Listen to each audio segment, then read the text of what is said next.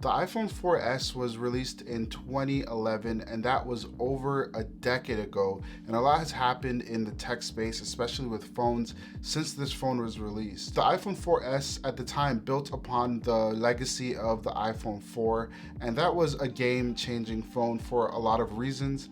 There are a lot of similarities between the two phones, which I'll get into in a little bit, but generally speaking, this iPhone 4S just really took it to a next level, pretty much laid out the groundwork for future iPhones. And one of the ways that they did that is with the design. The iPhone 4S is pretty much identical to the iPhone 4 in terms of design. I feel like the iPhone 4 was the best looking iPhone probably of all time until the iPhone 12 came along. And if you compare it with the phones that were coming out at the same time as this, or even the phones a little bit after this, the iPhone 4 and the 4S looked a lot better than those phones. The iPhone 4S has a glass back and front. You also get a headphone jack at the top. The iPhone 4S has pretty much the same design as the iPhone 4, and that was hands down one of the best iPhone designs I've ever seen. It set the groundwork for the newer iPhones, including the iPhone 12 and 13 that were released this year. The iPhone 4S has a square design that was made out of all glass and honestly looks better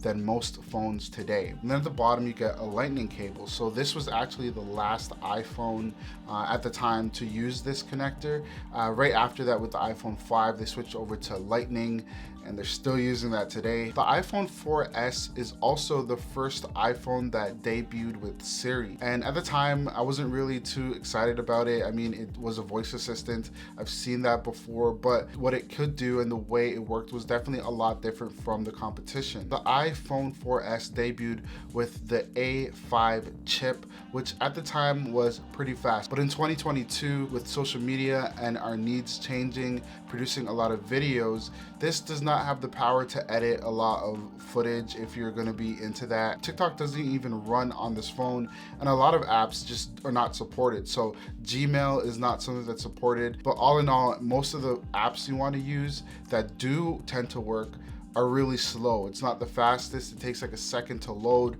and it's not as quick as what we're used to in 2022.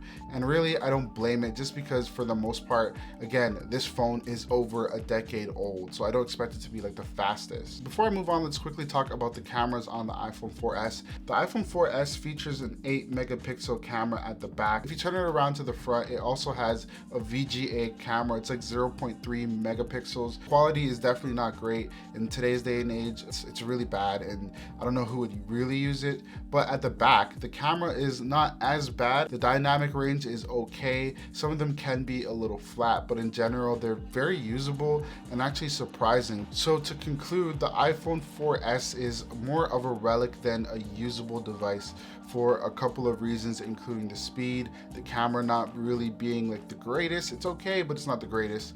But in general, it's a little bit of a slower phone, but that's okay. I don't expect it to hold up at all with any of the newer iPhones or phones in general. It will be sluggish. This is definitely a blast from the past, and I hope you guys enjoyed the video. If you did enjoy the video though, make sure to give it a thumbs up and hit the subscribe button. Let me know your best iPhone memory, or what was your favorite iPhone? I gotta know. Let me know in the comments down below. Thank you guys so much for watching. I'll see you guys in the next one. Peace.